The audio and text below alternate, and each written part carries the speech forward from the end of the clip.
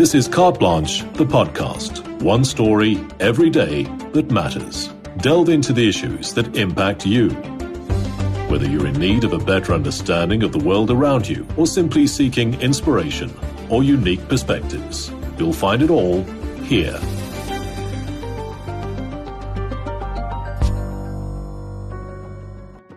Several political parties, both big and small, are coming out in full force as the elections creep ever closer. But what's truly on offer?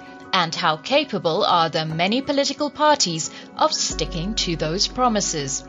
We speak to Eyewitness News Politics Associate Editor and Politricking host Tshidi Madia about manifestos, the biggest potential losers, own goals, and whether your chosen party is willing to sell its soul in the coalition's game. There's a lot going on, Tshidi. How tired are you? You're running one of the country's biggest newsrooms, right? And it's a silly season, as we're saying, with elections. There's a lot to be churned out. Your reporters are on the ground. They're literally all over the place. How difficult is it to keep that kind of content and your audience engaged in that content? Because people do get politics fatigue sometimes. What I can tell you, Masa, is I pull them towards the politics. You need to look at politics slightly differently. I do know that people think it's high-level gossip, but actually it's not. It's something that permeates every aspect of our lives. When you go buy bread, the quality of the roads that you walked, whether or not you feel safe going there, the spaza shop or the big enterprise that you engage with, the people that you meet, all those nitty-gritties, those avenues of our lives are actually shaped by politics. So every sphere of our lives is informed by politics. And I think that's been the conversation with a lot of our colleagues. EWN has been quite deliberate in these elections that it's not actually about the politicians. It's about the citizens. It's about how South Africans are engaging this country 30 years into democracy, how South Africans feel about the fact that they're going to elections. We tend to be, as media, quite focused in the areas where we exist, which is mostly quite urban. So it's also been a period for me to deliberately push journalists out of these areas. It's important to explore other aspects of South Africa, to speak to different people, to also avoid being an echo chamber where we are regurgitating the same message about what the quality of life is. In areas where people didn't have taps, the priorities are very different to what they are when I'm complaining about a pothole. But we are both just as important and as crucial to South Africa's democratic project. So it is finding that way where you bring politics to the people and make them realize that it's actually about you. The stories that do well with our audience as well is when you add the human. It's not necessarily a sit down with a high-rise politician, but it's the story where you kind of exposing maybe a municipality's irregular expenditure or a tender that's gone wrong. Even though it's not a local election, those are the issues that still resonate with our audience. But I want to go into the fair share of promises that you have been hearing. A lot of South Africans are seeing politicians on what they think is their best behavior right now, trying to woo and romance the audience. And it just feels like those early stages of a relationship, doesn't it? Where everyone's putting their best foot forward, replying on time and everything. Of these promises, I want us to start with the new kids on the block because there is a lot of excitement around them. Let's talk about the new parties. What have you made of the proposition that these parties have brought? So it's really difficult, Masa, with all the parties, including the established ones and these new ones. It's very hard to move away, funny enough, from what the ANC promises in terms of policy. Because the ANC's policy, by and large, are actually well thought out. The failure is in implementation. So what you often find is you'll find variations of ANC policies and proposals, no matter what the party it is that you engage with. But in terms of the new parties, let's start with Bossa, for instance, makes really bold promises when you look at his manifesto and what he says he'll represent. But the difficulty of that is actually Mmusi Maimane hasn't shaken off the remnants of the DA from him. In fact, Masa, you could make an argument that the manifesto that Bossa put forward was a 2019 manifesto from the DA. He ran away with the Jobs manifesto from the DA, repurposed it and gave it to us again. So it's very hard to look at Bossa and feel like there's some level of believability in what he's proposing because we've seen this movie before. I feel like things are slightly different for me with watching Rise Mzansi because you watch them and you think that they're an urban party, but they again are actually doing quite a bit of work in rural areas.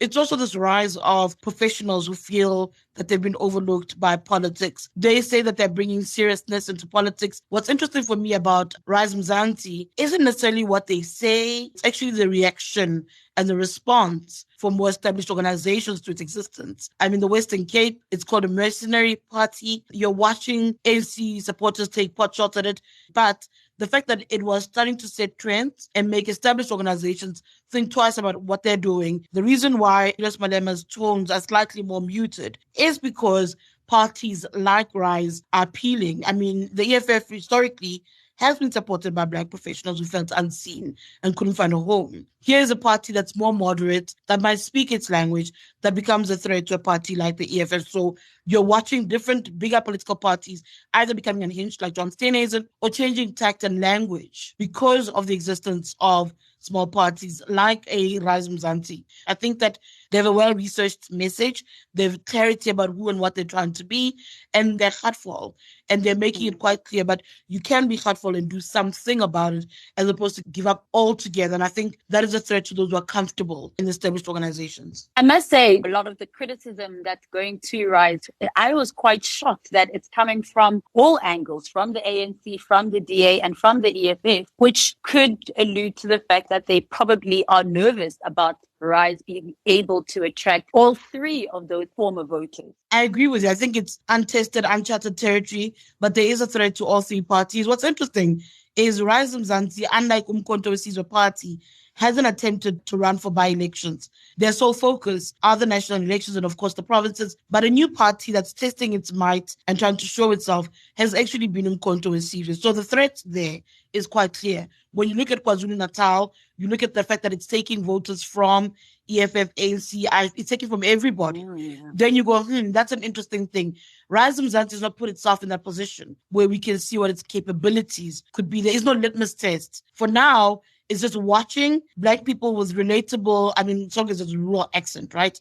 So somebody who they worry that Black people could find to be relatable, but also the same people who professionals might be able to relate to. They have a set of professionals from all walks of life, of all races. And to some degree, some will make an argument that Rise Mzansi speaks to the South Africa that people want to see, one that's united and focused on the things that need to happen. And I think that vision is problematic for parties that are competing for space. So it makes sense that they will take pot shots and be threatened by it. I mean, in the Western Cape, it's not an Afrikaans-speaking white community. It's a white, English-speaking white community. That is something that the DA enjoys support from, but you also have a patriotic alliance that's a threat. So if the DA is facing a threat from a PA, as far as the colored vote is concerned, and then with the Conservatives, there is a Rise Mzansi that's appealing to them, the DA is actually in trouble. I've been making this argument for long, that it's not just Gauteng and KwaZulu-Natal. Western Cape is just as vulnerable as those two other provinces. And the political parties are responding in a way that articulates that. In fact, very quickly I'd argue, people didn't even realize that the DA is in trouble in the Western Cape until the federal leader of the DA started making utterances, forcing people to pay attention to what is actually happening in the province. That was actually like watching an own goal live in action, because but how many on goals must one actually score? There's been too many. I think we've lost count now. And when you're talking about that litmus test that you were mentioning earlier with Umkhonto we Sizwe, even the Patriotic Alliance, when we're looking at these by-election results as well, it is quite interesting how they're performing in the Western Cape. The Patriotic Alliance is not a joke for the DA. It's a real threat. It speaks to a constituency that was ignored, and now here's somebody that they can relate to. And it's not taking a long time. There were by-elections, Masa. Those by-election results should scare the DA. This close, we are weeks away from elections. And if you're looking and trying to feel where the texture is, there's something wrong. But what I also wonder about is when you watch the reaction of the federal leader of the DA, what I often ask myself is, where's everybody else to try and pull him away from the abyss, to say, you are further alienating our constituency. We rely on a colored vote. We rely on a Black vote to make those people feel that we're a party that doesn't want to embrace democracy, that people are not allowed to also vie for power here is problematic. But it's also an admission, really, that you know that communities that you've neglected over the years. It's an admission of that. And that also makes it easy for parties like the PA to campaign in those areas because of responses, again, the on goals. I actually asked myself, as I was saying to you now, whether other leaders in the party are watching this train wreck? And why is it that they're not pulling the federal leader away from it? Because one would say, please stop. Actually, don't do that any longer. Don't go to provinces because you are now a liability. And when you're there, journalist questions are not about what's on offer for the electorate. You are causing conflict as far as this campaign is concerned. But maybe, just maybe, wildly, maybe that is actually the modus operandi. Maybe that is the campaign plan. It makes no sense to me. It doesn't appeal to the so-called Freedom Front vote that they were chasing in the last elections. It's just really, really odd. It's very bizarre. Staying on the new kids, I actually am quite interested by the fact that I thought that the Patriotic Alliance's geopolitical stance on Israel and Palestine would lose them favor, a lot of favor, particularly in the Western Cape and particularly with the colored vote.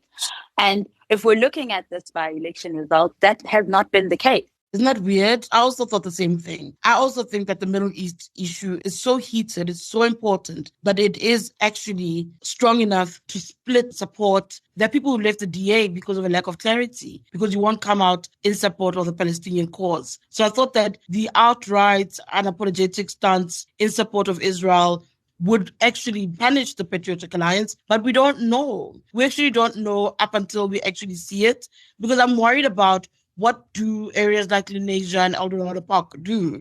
You must remember, there's also an Al Jamaa that is there on offer that speaks to those very communities as well. And I think it's a question of, can you afford to support an Al Jamaa? Because Al Jamaa also has incredibly extreme ideas about what society ought to be. But also, with the identity politics being what they are, I'm not surprised that feeling that you can relate to somebody who looks like you might trump some of their views. I think, that there's a big wait and see game as well when it also comes to Botha and Rise, because they may also just have a very good communication strategy, a marketing strategy, but that doesn't necessarily mean that that's guaranteed votes. I mean, I was doing a story in rural Eastern Cape recently, and there are Rise and Zanti posters everywhere. But, what does that actually mean? Will it translate to seats? We don't know. What I think is interesting is, and I think I must have asked Songezo Zibi this question once, that it's got to be a long game. You will not get to where you claim you want to be in these elections. You might come in for the seat or two. I do think that they might be able to secure a seat or two. I struggle to see Botha's prospects, I'll be honest. Musi Maimane remains one of the most popular politicians in our country, but people don't know what he's offering. It's very difficult to see what his political future is. And for me, it mostly stems from that report that was done about him in 2019 in the DA, because he hasn't proven it wrong. In fact, he made mistakes that led to his demise in the DA. I don't know if his campaign came out fast, strong enough in order for him to capitalize on his popularity. In fact, I'd make an argument that if you're comparing Botha and Rise definitely had a strong elections machinery on the ground much, much sooner. It took off and did the groundwork in rural areas. I think that's what people also undermine, is that they did go to rural areas. Action SA, I would have thought that this was going to be their year to boast. Am I seeing them enough? So my thoughts about Action SA, 2021, Action SA would have ridden off of Herman Mashaba's mayorship. It was easy for residents in Johannesburg to remember him when he was DA mayor. It was easy to sell him in Mashaba because he's known here. They have a harder task now because they look into provinces and national elections. So people don't know him in Mashaba. Some might know his business story, but they don't know what he has to offer, politically speaking. They've been able to build structures across the provinces. They're contesting pretty much every province. But in terms of how well they'll fare, I'm not too sure. I do know that Action SA, looking at Soweto, was actually a threat that the ANC had detected. The ANC was never threatened by the existence of the EFF. Its polls were telling it to worry about Action SA. And that's the sentiment that I got from last year, is that Soweto would welcome Herman Mashaba. But I also think Herman Mashaba is a leader who doesn't necessarily exude confidence if you're watching him in interviews. I think people who are around him speak quite strongly about him because this is not a consummate politician. He's not a trained politician, and he owns that. I don't know what it meant to be mayor. I didn't know. And that, by the way, sometimes works in his favor. People find it to be incredibly endearing that here's a man who says, actually, I don't know, but I want the best for this country. I've watched over the past few months with Action SA, is a toning down on the issue of immigration. It's a hot ticket issue. And I think he's toned down his language to try and sound less xenophobic, if you may. But I think that's understanding. I must tell you, Tshidi, I also hosted him on this very podcast for the elections for Carte. Yes. And when I posed that to him, that he has toned down his message when it comes to the issue of immigration, he was not impressed by that. He said he's got the same stance. What? The same. He still believes in this. And it is tapered down. But we are hearing it. If we're all hearing the same thing, we're not crazy. You can't deny what all of us are picking up at different instances about your messaging over a period of time. We are watching it. I just said to you again, the EFF is toning down its language too. It's trying to open itself up to different constituencies. These elections are that difficult that you must think beyond your base, but you must also work extra hard, this if you're the ANC, to appease your base. Hence, they spend the amount of time they do in Soweto. Speaking of Soweto, last week we had former President Thabo Mbeki on Thursday on the campaign trail, leading the campaign trail in Soweto. What do you make of that, Tshidi, that they have gotten out Thabo Mbeki to come and campaign for them, but specifically in Soweto, and why on a random Thursday? Because they're campaigning every day. You can't afford to wait for Saturday and Sunday to campaign. And I think it's more manageable during the week. I think that having a former president in a shopping mall, I've been in those scrums. It's not a walk in the park. And you can't manage it as well on the weekend as you possibly could during the week. I think Thabo Mbeki is an interesting figure. You must remember, part of the ANC's downward trajectory in Gauteng is because of how Mbeki was treated in the ANC.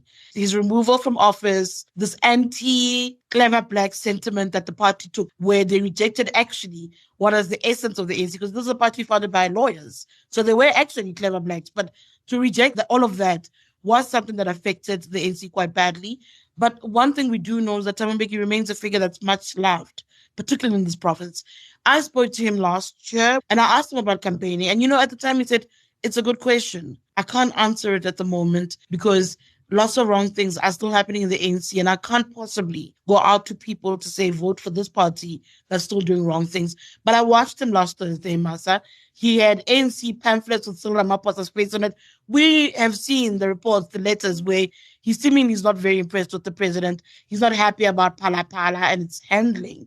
In fact, when you look at a lot of the messaging from Mbeki over the previous years, it's to suggest that actually he thinks Cyril Ramaphosa should not be president. But there he was, holding a pamphlet with Cyril Ramaphosa's face on it saying, vote for this party. But I think that Mbeki himself saying, as a senior leader of the ANC, he also takes responsibility for the ANC's failures. But when you have a former president, Jacob Zuma, decampaigning your organization, you look to what are your strongest weapons. And the one thing we know, this is journalists, is Mbeki somebody who's missed. And that walkabout, the footage, Masa, that I saw last week was incredible, purely because here's a man that I said people missed. And he spoke about what it was like for him campaigning in Soweto. So it's that. It's a period right now where parties are trying to have voter contact, where parties are trying to service their core supporters. The ANC's stronghold remains Soweto. The ANC knows that if Soweto doesn't come out to vote for it, it might as well be, as the young people say, it's tickets. It's over. So there's no it's chai time, So they know that they need to service the voters in Soweto. If you pay attention, Soweto residents are currently getting transformers every other week. The issues that they've been having around service delivery are suddenly being responded to. My question is, what are other townships, suburban areas in Gauteng thinking as they watch this? We know that Soweto is a massive share of the population size, but you're watching the governing party using its incumbency, and I suppose that's the benefit of incumbency, in order to do this one thing. So it's been a very interesting thing to watch unfolding, but I also understand why, because voting, or elections rather, are about numbers, and you go where you believe the numbers will be. So you go and you service those communities, and you go and you plead with those communities, and you bring your big guns, i.e. Thabo Mbeki. There's been a lot of speculation that the ANC might completely lose this time. But you know what? People say that, I think, on every election, and it doesn't happen. This is the most difficult elections yet for them. It's the closest they really will be of going under. I wouldn't be surprised if they went under. The ANC in coalitions at a provincial and national level Can you imagine that? Disaster. Can you imagine how busy you would be? I'd hate my life. I'm already complaining. I'd be so unhappy. I think it depends on who they're going to coalition with. If they're looking for stability, and it's a conversation that they're having amongst themselves a heck of a lot. Externally, they'll tell you that they're not thinking about coalitions, but they're looking at the same polls. They're looking at the same trajectory as the rest of us. They know how they performed in 2021, in 2019, so they know exactly where they're going. I think that maybe we can make an argument that at national, the ANC can retain power. I do think that at provincial level, there is a lot of real possibility. When you look at KwaZulu-Natal and Gauteng, please don't remove Western Cape from your conversations around what is possible, because that also could easily fall into a coalition. I think that the school of thought in the ANC, there's two different schools of thought, but mostly it does lean towards working with the DA. But what the ANC tends to do is to look for smaller parties to partner with. So they're hoping that even if they don't get 50 plus 1, there's a slightly under. So in that 40, 45 margin, so that they can bring in a Shuluva, bring in a smaller Nyana party, a Rise, maybe not Rise, but definitely good that they've worked with, the AIC. So they'll find a smaller partner to work with. They've done that in the Kuruleni, they've done that in other places. So that's not unique. That's actually how the ANC, I think, thinks a coalition would best work.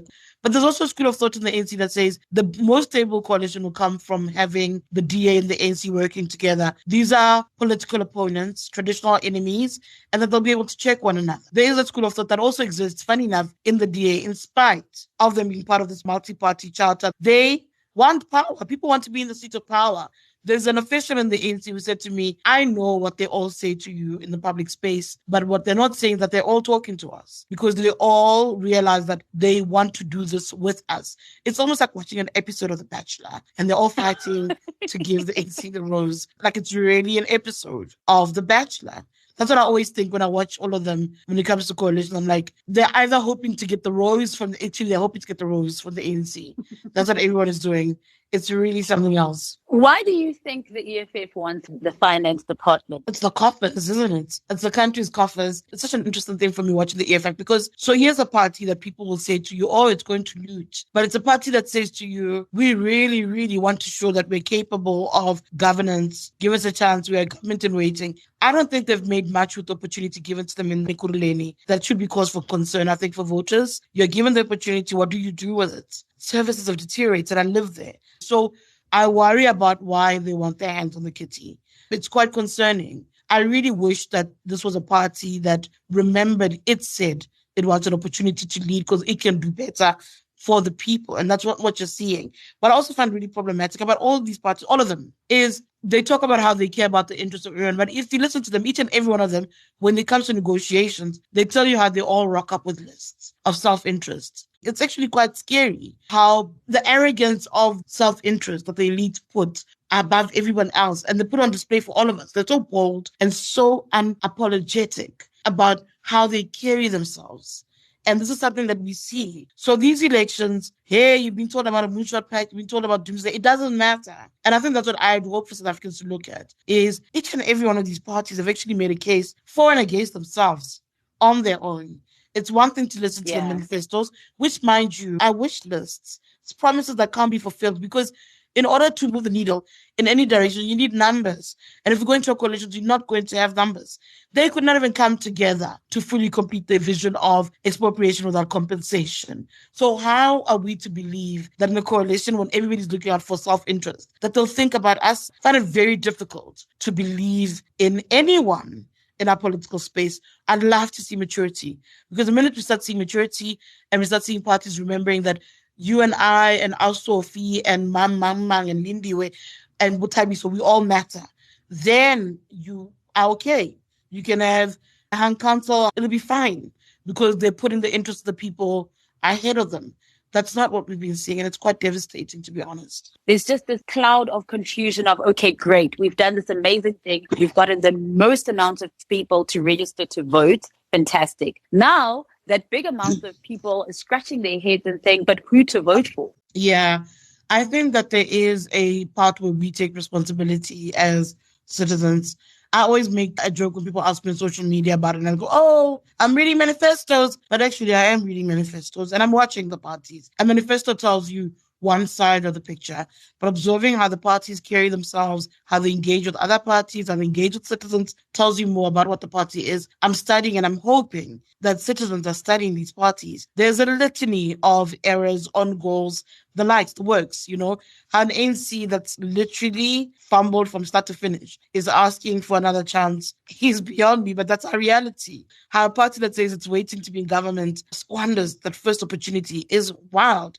How a party that has a province in its name in the Western Cape, that it has an opportunity to showcase what it can do for South Africa, it again fumbles and squanders that is actually wild, but that's what we have in established parties. So I do think people need to do their homework. You need to look around you. I think what's interesting about these elections, that South Africans, they don't care where you're leaning. They care about the issues. It's paycheck issues. They care about bread and butter. And they've conflated issues. South Africans will tell you about the quality of their streets in these national elections, because it's not just enough for them to vote for you without thinking about what it means. They're thinking about crime. They're thinking about unemployment. So it is a very interesting space that we're in. And I hope South Africans make good use of it. It's a wonderful opportunity. It's not the only opportunity we have to participate and to engage with our democracy, but it's an important one, Masa.